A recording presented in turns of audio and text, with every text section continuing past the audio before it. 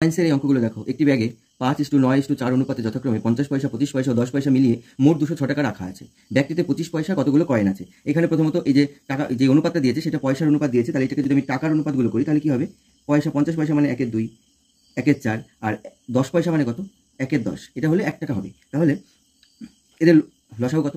2, 4, 10, এদের লসাগু 20। তাহলে এই যে অনুপাতগুলো দিয়েছে টাকার, সেই অনুপাতগুলোকে এই লসাগু দিয়ে গুণ করে দাও। তাহলে কত হবে? 5:9:4 এগুলোকে যদি অনুপাত দিয়ে গুণ করি তাহলে হবে 5 কুড়ি 100, 9 18 180, আর 4 দেখুন 8 80 হলো।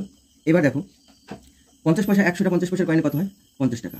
180টা 25 পয়সার কয়েনে কত হয়? 45 টাকা।